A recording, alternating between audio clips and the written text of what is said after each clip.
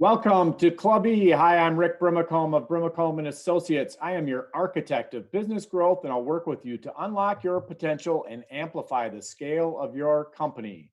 Today on Club E, we are discussing the Directors Series board topics of today. Part 4 of the Directors Series is adventures from both sides, the boardroom and the C-suite. Again, our goal for the Directors Series is to support emerging and middle market companies and those in the business ecosystem who assist with their success. I want to thank our sponsors, Irish Titan, an e-commerce and web development firm, Highland Bank, a locally owned community bank, Romaine Berg, a digital marketing agency, Schwegman, Lumberg, Woosner, an intellectual property law firm, and Voyager U, a gateway for building an independent work life. To participate in the comments section today, and we will take your questions, you need to be in YouTube. So if you're in the YouTube channel, that's Club Space E on YouTube, you can submit your questions. We will weave those into our conversation for Jim and Mark today. And also, while you're there, please hit the subscribe button. And if you would, the like one as well. Additionally, you can catch Club E on your favorite podcast platform. All right, with that, I want to introduce today's guests. Welcome Jim Zuehlke and Mark Urdahl. Jim can be found at Jim Z at cardinalboardservices.com, and it's mark.urdahl, URDAHL, at redwingshoes.com. Jim is the founder and president of Cardinal Board Services and my co-host of the Director Series, and Mark is president and CEO of Red Wing Shoe Company. Welcome, gentlemen. Thanks, Rick. Thanks for having us. Thank you for having us, Rick. Yeah, well, thank you both for being here today. Appreciate you taking the time. Mark, let's start with you. Talk a little bit about your history, how you ended up at Red Wing Shoes, maybe some background on the company. Okay, well, thanks, Rick. Let me just back up and tell you a little bit of perspective on myself. My dad was a farmer, my mom was a school teacher, so I grew up in a very kind of modest background. And on the farm, my dad would buy us one pair of Red Wing boots every year, and we had to make it last. That had to go the entire year. So I grew up wearing Red Wing boots on the farm. We did some hunting on the farm, and we wore Irish Setter, which is a brand that Red Wing owns. So in many ways, I was probably destined to be ending up at Red Wing Shoe Company someday. So, but I got there via General Mills. So I spent 20 years at General Mills, and honestly, a great company where I really learned so much, and really everything I know about business in the world and great relationships really came from General Mills. So I owe it a lot to that company for where I am today.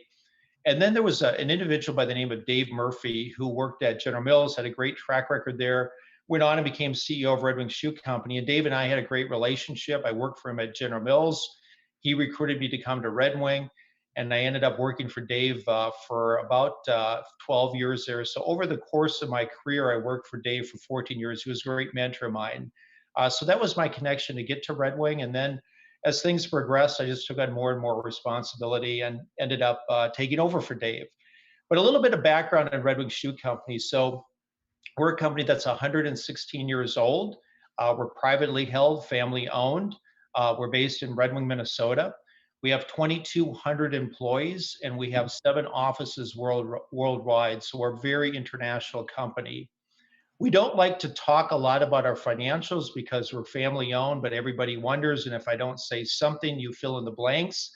So what I will say is our next milestone is to be a $1 billion company. So that gives you an idea about how big we are. Primarily sell footwear and workwear around the world. And we're fairly complex. We're both a manufacturer, a wholesaler, a retailer. So we go to market a lot of different ways. But we have 2 manufacturing plants that we make footwear in the United States. One in Red Wing, Minnesota, one in Potosi, Missouri. We're one of the few companies still manufacturing footwear in the United States. We also have a tannery based in Red Wing, Minnesota. So one of the few tanneries left in the world. And we make all of our own leather there. We manufacture also in 6 other countries worldwide, and we sell into over 100 countries worldwide. And like I mentioned, we're a big retailer, so we have over 700 retail units worldwide. And I will throw in one more little factoid, and that is we own a historic hotel. So we own the St. James Hotel in Red Wing, Minnesota. So who would have thought? But that's part of being a family-owned company is sometimes you you have other things that you pick up over time that are meaningful to the community and also meaningful for the family and the company. So, Rick, back to you. Yeah, in the St. James Hotel, we were talking ahead of time with Jim and I and you, Mark, where fabulous place to stay, good food, kind of like being in a museum. So here's your opportunity to put a plug in for the hotel. So have at it, Mark.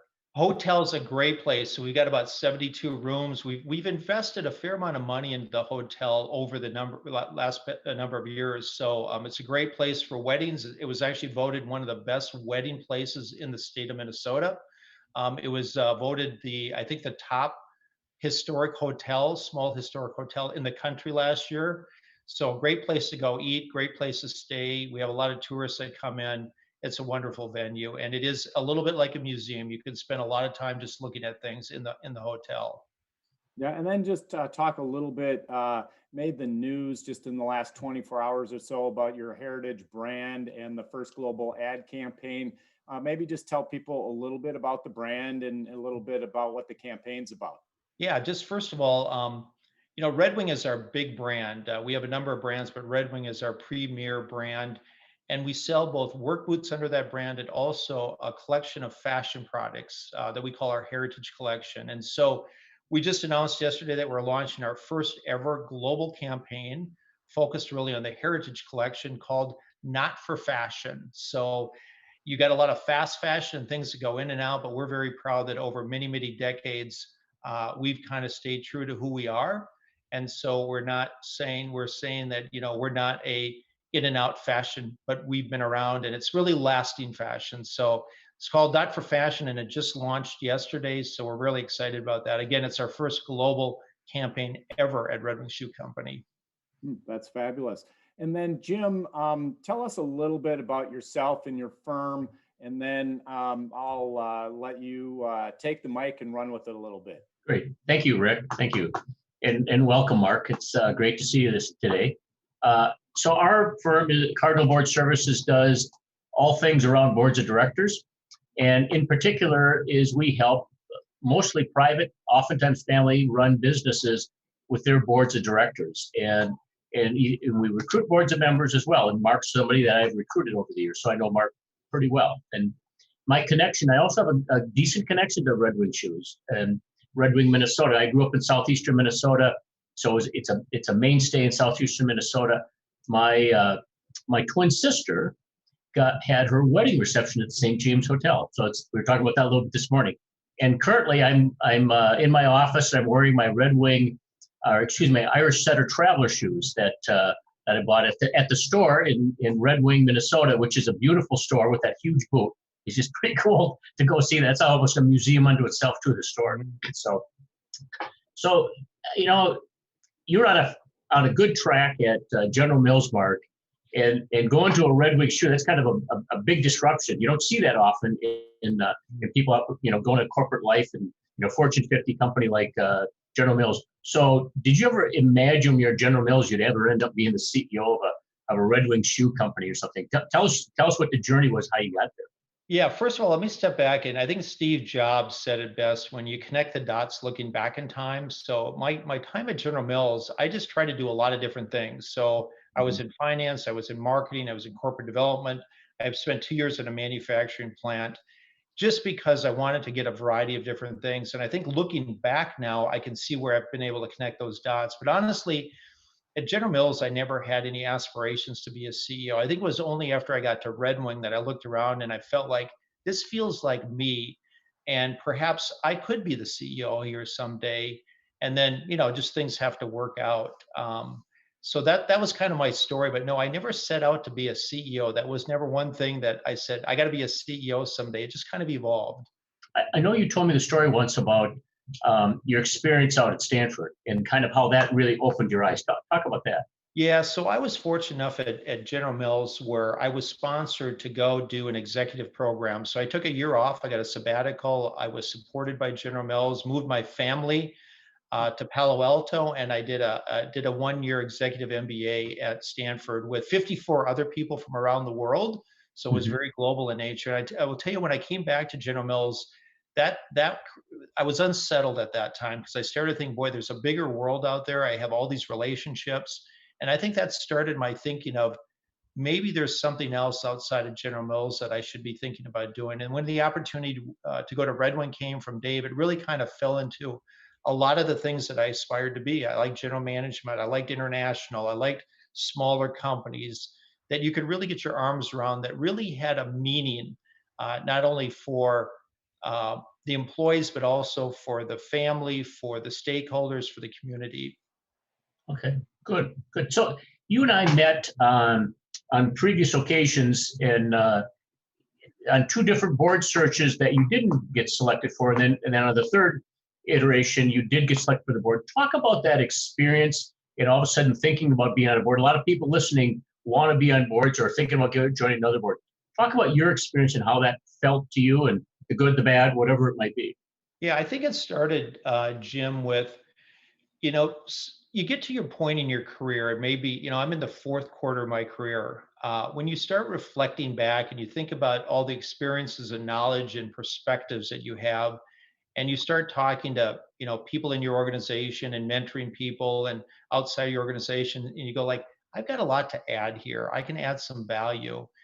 And then I think as I started, then I met you, Jim, and we started talking about this, and I met some other people that have been on boards, and it became interesting to me. And I went through two searches, as you mentioned, that I was not selected, but I really realized that coming from General Mills, where I had this big company, publicly traded background, and then I was in a much smaller, more of a mid-sized company that was independent family owned, that I had this unique background of big company, public, mid-sized company, family, and independent, that I could put those two things together and really add a lot of value. And I really found that you can, you have to understand how family-owned independent companies think. They think differently than big, large, publicly traded companies. And I realized that I had that understanding, but I could bring the technical capabilities from a large company. And I really realized at that time, as I went through those searches, that my niche would be family-owned independent companies. That's where I thought I could really add value. Yeah, good, that's good to know. And then a reminder to everybody, if you want to submit questions, we will do our best to weave them into the conversation with Mark and Jim and I. So again, that is in the comments field of the YouTube channel. So Mark, you talk about your niche being family-owned, privately held businesses. What do you feel that you bring to that board? And conversely, what do you think that board brings to you in your CEO role at Red Wing Shoes? Yeah, that's a great question, Rick. And I do believe there's synergies between the two. You bring things and you take things out. And that's the value of being on a board, is that you can bring a lot of that back into your company. But in terms of what do I bring to another company, there's really three things. It's experience, 35 plus years of business experience, and also experience running another company, being a CEO of another mid-sized company. Secondly, I think I bring perspective. So whether it's systems or processes or capabilities or governance or things that we're doing at Red Wing that I can bring back and are relevant to another company, I've got that capability. And then I think just general counsel, right? I can be a sounding board, whether it's in a board meeting or private calls, in between board meetings with the CEO or the owner of the company. And in some ways, I'm a cheerleader. I look for the opportunities when I think they're doing a great job and the leadership team's in there to tell them, hey, you're doing a great job. Feel good about where you're at. But then also, I think part of my role is to be a challenger, challenge the status quo, look for gaps that they might have and how they can be thinking about things maybe that they don't see right now. So I think those are the three things I bring to another company. But then what I bring back to Red Wing is, number one, I think it's the relationship. So being on a board of directors, I meet other people that are successful in their company, CEOs or non-CEOs. And so you form those relationships, and there's things that you learn from them. And then just the relationships with the company that you're representing there. And then best business practices, because we don't know it all at Red Wing, right? So sometimes you learn by getting out and being with other companies and serving on boards that there's some really good things that other companies are doing that I can bring back to Red Wing Shoe Company. And then I think the other thing I really watch closely is board management. I'm working with my own board at Red Wing Shoe Company, and then I can see how, the CEO of the company where I'm a board member is preparing board books and doing presentations. And there's things that I learn and go like, that's a good thing. I'm going to bring that back and try that with my board. So it is very synergistic. And I think that's the beauty of serving on boards is that you can both share, but you can also learn. Sure. Jim, given that you recruit boards, tell the audience a little bit about your thoughts on how boards can act as kind of a cross pollination between one another and the operating roles that those board members serve. Yep, absolutely. So one of the things that when you start a board search, you typically do a gap analysis, and that's kind of a 5-year forward looking, saying who do we have on our board, where do we think the business is going to go on, and where are there some gaps from an experience standpoint, which is one of the reasons why Mark was ideal, because the company that he's on the board of is an omni-channel retailer like Red Wing Shoe, but Red Wing is bigger and is a little bit more advanced from kind of where they were at. So Mark brought a lot of experience, but you got to look at it also. The person do they bring experience today and into the future? Because once Mark brings his experience and fills some of those gaps, but after that, how is he going to help management figure out how to continue to grow their business? And I think the other piece of it was really well said for me once. One of the very, very early board searches I did probably 15 years ago, we ended up recruiting one of the 3 divisional operators for Cargill. He ran a $30 billion business, and he went to be on a board of about a $250 million company. And he said, I don't care what money they pay me. The experience I get back coming from the company that I'm on the board of, I just see how companies run it so differently than a big bureaucratic company like Cargill. I change the way I do my business. I think there's a lot of that comes back, as well as you can throw some of those best practices, good ideas, or even skunk works into your own business when you're bringing it back to the company. Yeah, and for me, the cross-pollination has come in the form of actually recruiting.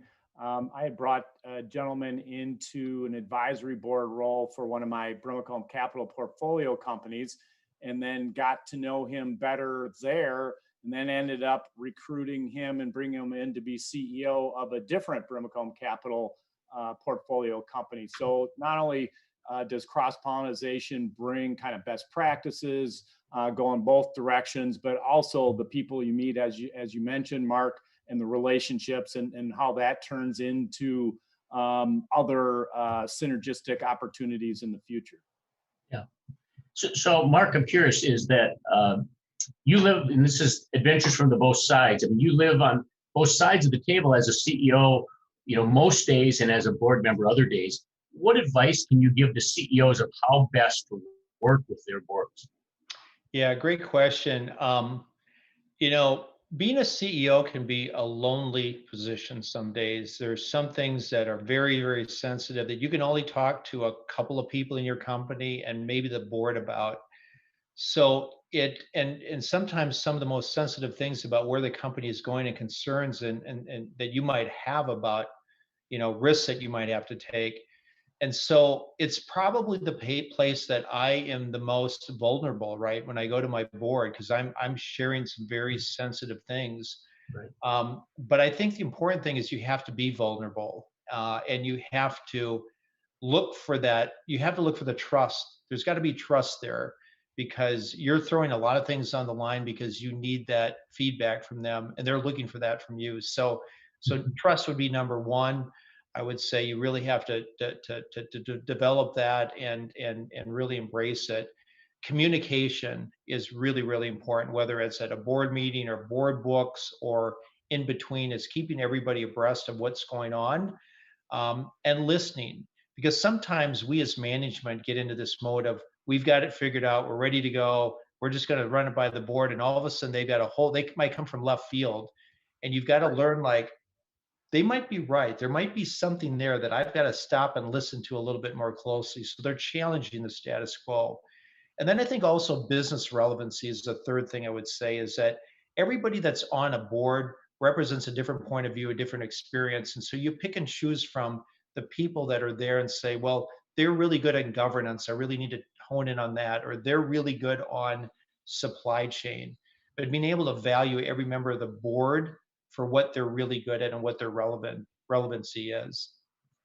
So, Mark, you mentioned the word feedback, and we have a question from the audience on that. Again, a reminder, if you're in YouTube, you can submit questions. We'll do our best to weave those into our conversation. So the question, Mark, is from Ian.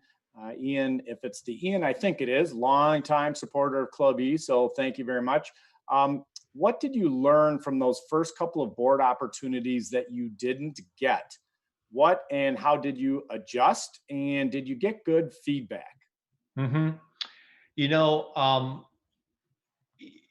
when you go into those board kind of interviews and you meet with a lot of different people, and you think you really think that, hey, I've got a lot to offer here, and I can do a good job, and you think that I'm a slam dunk, right? Man, I would fit this thing. I can add so much value. And then what I realized, though, is that you're competing with a lot of other people. I mean, Jim is bringing in not just one candidate, but maybe 5 different candidates, right? And I had to kind of step back and say, hey, I got good feedback. And there were the other people that ended up getting this are really, really talented people that I shouldn't feel bad about not getting selected. And so Jim was very good at giving me feedback to say, hey, this was something they just wanted a little bit more of this, and some other people had that and you didn't have it. And then for me, I just had to accept that and say, okay, I get that. But you're kind of competing with the who's who, right? So you can't feel like, gee, everyone I'm going to apply for, I should be the right person, because there's a lot of talented people out there, all of you that are looking for opportunities. So I think it's really, laying it out there, learning kind of what worked, what didn't work, and perhaps sometimes you weren't always the best fit for that board member seat, because I know they're looking for specific things, right? Because they're trying to get a diverse board of different ideas and thoughts, and you may not always be the perfect person, and that's okay. Don't feel bad about it. So, And Jim, I would add to it that, that's why I went back to Mark. Number one is because I knew he is qualified and capable and kind of a slam dunk for the right situation. And I think the second thing is Mark stayed positive. He didn't get mad because he didn't get it. He didn't, he was always very communicative and quick to respond. So that puts you in a good light. And you just have to, it takes a while to get you on your first board. And then after that, it doesn't take so long after that. So. Yeah. So Jim, talk about that. We've covered that in some other sessions, but talk a little bit about the timeline for people to land on boards. It can be anywhere from, well, if you're doing it yourself, going out and trying to find one, it's going to be anywhere from a year to 3 years. And that's why start young and don't give up. It's I think I talked about one of our other sessions about, it's like saying you're going to run the Twin Cities Marathon. 9 months before you got to start your training program. So you need to, it takes a while and maybe some rejection as well, but you can't give up. You keep plugging away at it. It's important. Yep. So stay on the topic, Jim, of CEOs as board members. Over the years, you've observed that a number of times, I assume. Yep. What do you see as the pros and the cons of CEOs in the board role? For example, as a negative, maybe they might be too operationally focused and want to jump in and solve problems. Positive, they've had a lot of experience making difficult decisions and literally have a library full of similar real world experiences. So what are the pros and the cons, and what have you seen as CEOs being board members?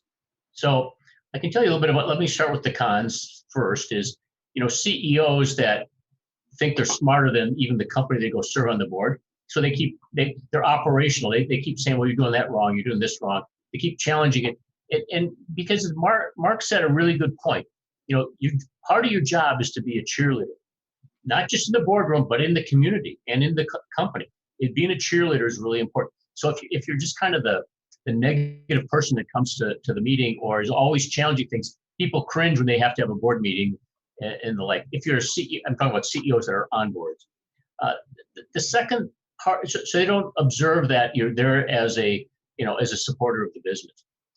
And I'd say after that, uh, the one thing that's a challenge is a retired CEO that gets on a board. Because especially the retired CEO that says, well, back when I was running my company, this is what we did. Back when, and they only have one experience and they always go back to that experience, but the world moves on, time moves on. It's a different world. Think about, if you had retired 2 years ago and you never even knew what it was like to go through a pandemic running a company, right? You just don't have any relevance. So now the flip side of it is the CEOs that do serve on boards, what's the pros of it? Mark said it really well. It's a lonely job being a CEO because the buck stops with you. And, outside of your spouse, I mean, who else do you get to tell your woes and things about, or your doubts or your challenges that you're having? And so another CEO knows exactly that journey you take. And so because of that, you don't even have to use many words to kind of be able to share some experiences and some help. That's probably the biggest, most important thing.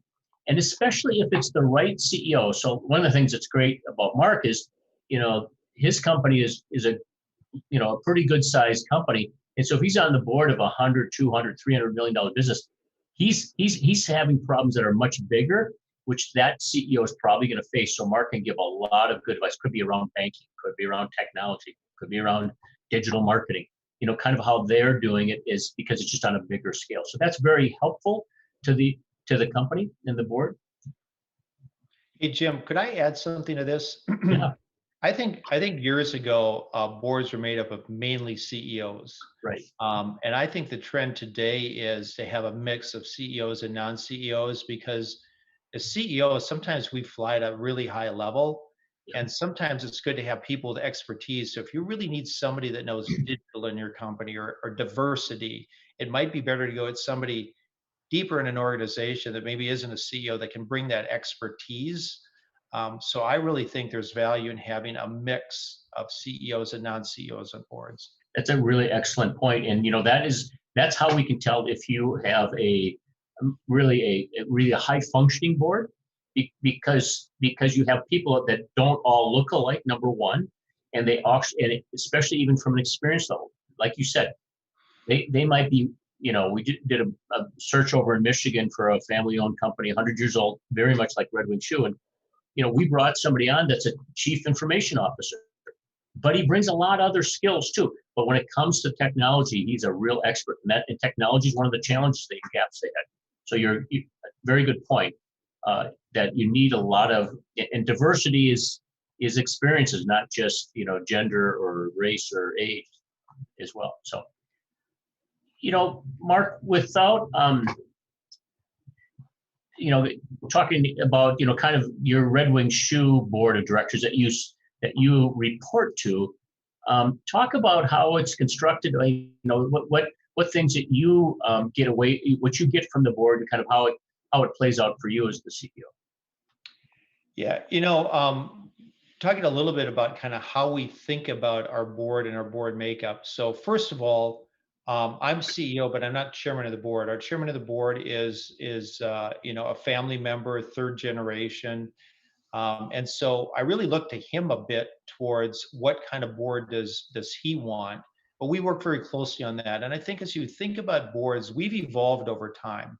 And I think that's pretty natural that you're going to evolve depending on what the situation is, what the need is, what the leadership looks like. And so we had a bigger board prior to me being CEO, and then we decided to skinny that down and have a smaller board that was more focused. And I could hear more from some of the key people that maybe didn't speak up as much when there were too many people in the room.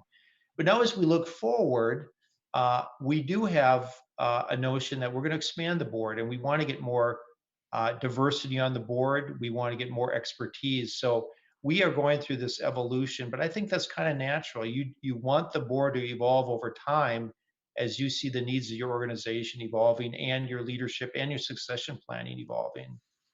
Right. Hey, Mark, we had another question that came in the audience. I want to bounce back to use the word cheerleader. And from John B. Thanks for listening, John, longtime supporter of Club E.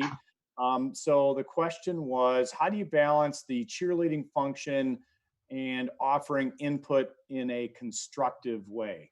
Mm-hmm.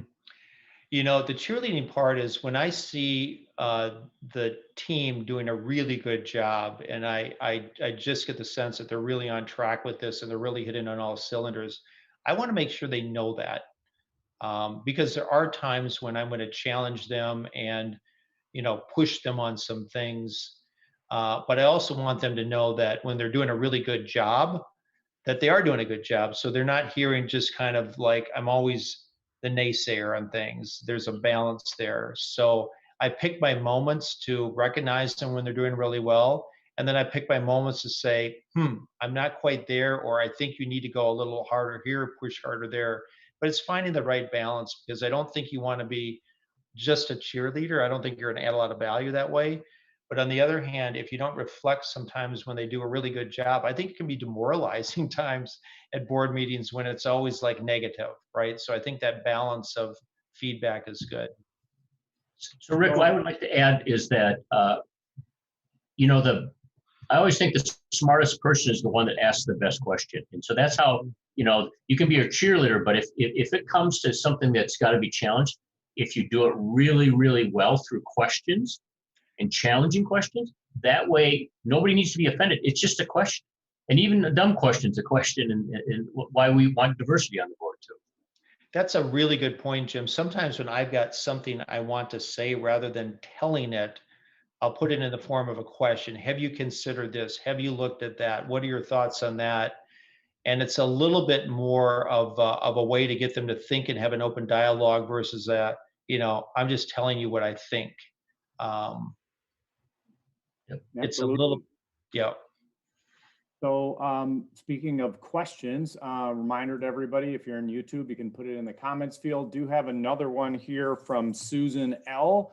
Susan L actually has ties to the Red Wing community, so we're checking a couple of boxes there. Susan, longtime supporter of Club E and ties to the Red Wing community. So Susan was asking about the ideal board member and what skills should they have. Mark, you've interacted with a lot of board members over the years.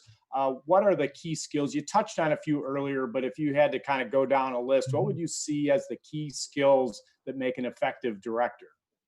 Yeah, and Susan, thank you for answering the question. I know Susan very well. So we serve on a board together, so a nonprofit board. So, you know, there's certainly the technical skills that you can bring, right? You know, kind of what you know really well, or what your company does really well. But I'm going to talk a little bit more about the soft skills that I think a director can bring. And that number one is be a really good listener. To come in and say, I'm not coming in because I think I know everything.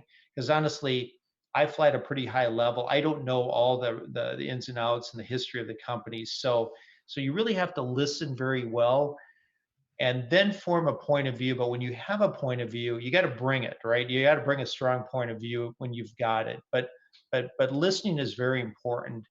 Also, realizing your business relevancy. So where do I add value and where I don't add value? There might be some things in their organization that's very unique to them. I'm not going to pretend that I know that, but I know where my relevancy is and what I can bring to that board. So I think knowing yourself and where you can really add value.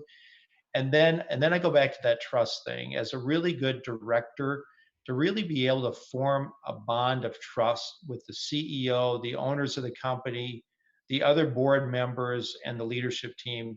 Because when you have that trust, again, you're talking about a lot of vulnerable things out there. You're talking about, you know, pension plans or compensation plans, and you know, should we sell the company? Do it? You know, those are some of the things that you get into. Do we need to exit people? And to be able to have that trust where we know that we've all got each other's back and we can throw it all out there, I think is really important. So those would be the soft things that I think that a good board member would have. Say, Jim, we've covered this question in the past sessions of our directors series. However, just want to ask you again, talk a little bit about the skills that you think an effective director should have. You know, number one is engagement. You know, because, you know, I serve on a corporate board here, and every morning I get an email with, sales from the last day. I always open up, always look at it, and I look for a couple key things. And if I see something interesting or whatever, I'm going to send an email off. I'm engaged to be connected with it. Engaging also means you read the board book. You read it 3 times. You don't read it once. You read it 3 times, and you build your question, and maybe even send some emails beforehand. And being available. I just called the CEO last week, and partly personal, and partly I had an idea for him that he was very willing to take. And also, he's building a cabin out in Wyoming, so I wanted to hear how is that going, and when are you going out to it? That means everything because the CEO is lonely again, remember? And so just being engaged is really, really important. And that just spills over to then the business and being willing to take on a little bit of extra work, saying like, hey, would you interview this potential vice president of human resources, of sales, of manufacturing, whatever it might be? Would you help and just give your 2 cents worth? Absolutely. So that engagement becomes, I think, is one of the things I look for. I also look for intelligence, because this is heady stuff that you're doing in the boardroom. This is not just puffing up, and so it's you want to have somebody who's got really pretty good intelligence as well, and is willing to and can get along with people, but is willing to speak their mind when they see something that needs to be addressed as well. Yeah, and I just add, we touched on the cheerleading, Jim, you touched on it with intelligence and being willing to speak their mind. I would add EQ, emotional quotient, along with the communication, because sometimes not only do you need to ask the right question, but maybe there's a time to not ask that question. Maybe there's a time to bring that up in private.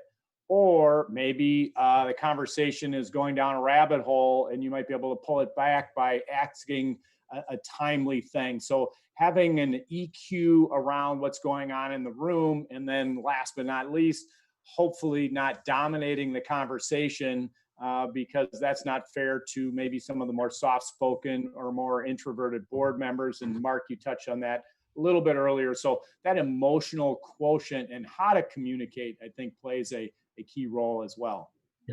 Yeah, exactly. How about you, Mark? Were there things that you did in your career that said, wow, that really helped me prepare for working and serving on a board? I know you talked about the rotation at General Mills and things. Is there any 1 or 2 particular thing that was really good for you? Yeah, I think there was a couple of things that I was thinking about. I served on a lot of nonprofit boards before I was on a for-profit board. And even though it's different, albeit it's different, but you still are working with a group of other people, talented people. You're working for a common cause. So I think being on a nonprofit, volunteering for something like that, I think is really good experience to being on a for-profit board. You just get used to how boards operate. I was part of board presentations at Red Wing, a little bit at General Mills, but certainly being part of the board meetings at Red Wing, I got to see it up front in person. So I got a lot of learning there for like, how do we operate board meetings at Red Wing? And then I ended up talking to a lot of other people, Jim, other people that, I was connecting with that were on boards, and you kind of learn like what works, what doesn't, how do you, what's your role? And then there's myriads of other things you can read out there. There's podcasts, books, and things that you can certainly learn about what it is to be a good board member. But if you're curious, there's so much that you can learn from other people, and things that you can jump into that can really prepare you well for being a board member. Very good points. How about you, Rick? There must have been some experiences you've had that prepared you.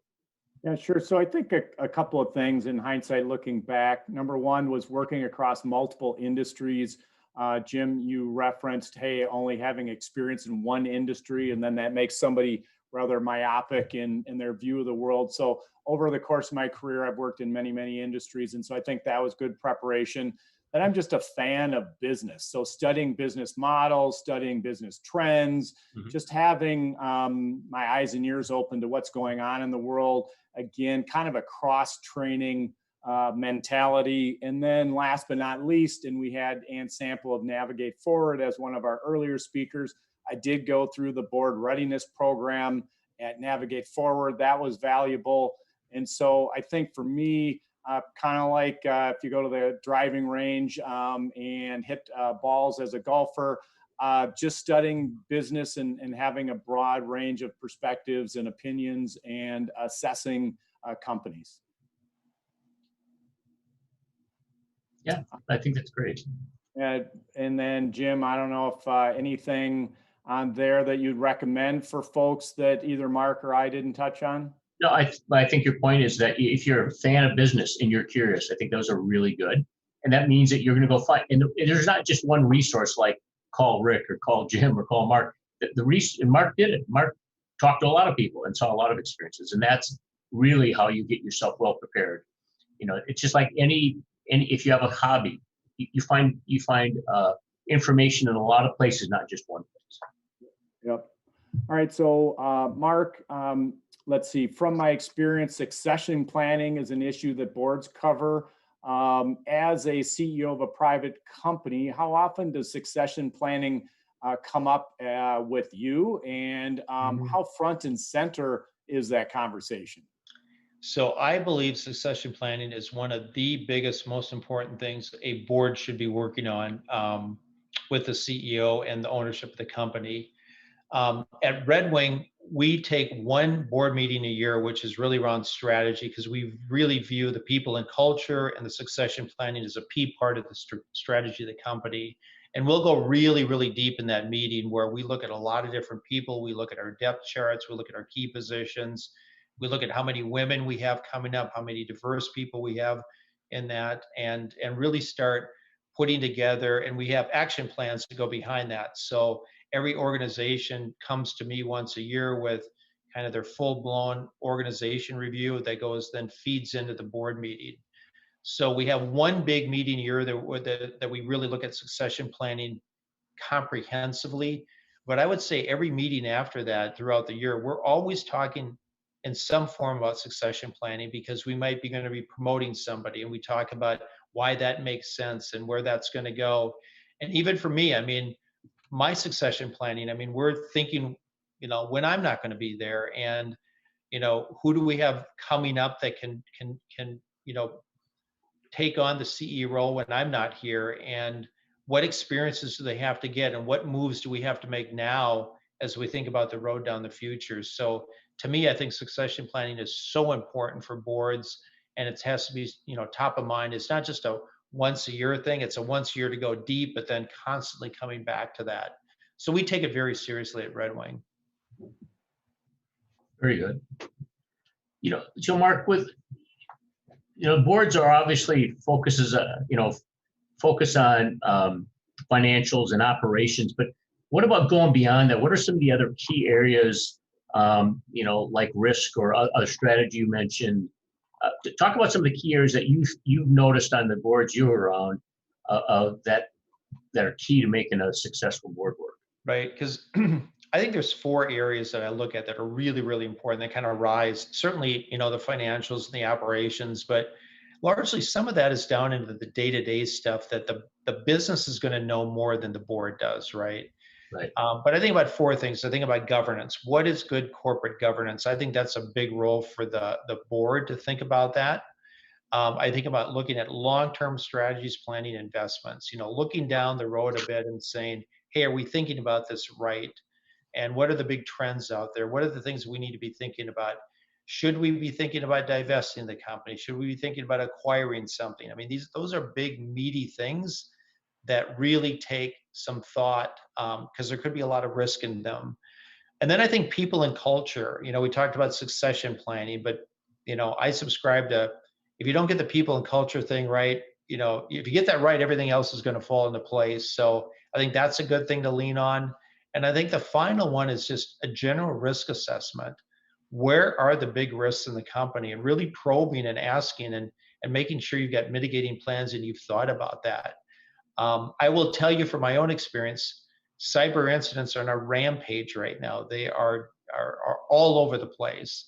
People don't like to talk about it. It's a little bit like mental health. Nobody talks about it, but it's rampant out there right now. And that's a risk assessment that companies really, really need to be thinking about now, as one example. So I would say those are the 4 areas that I think are really critical for a board to weigh into. How about you, Rick? Any thoughts you have around it? I'm going to jump on what Mark said, main one being the strategic one. So often it's easy to get into the details of the financials and operations and think quarter to quarter or what's the 21 budget and that kind of thing. But I think it's look out towards the horizon. Where does the company want to be in 3 years? Where does it want to be in 5 years? I know 10 years is way out there, but nonetheless, what direction do you want the companies to be working on? Mark obviously plays in bigger businesses than mine.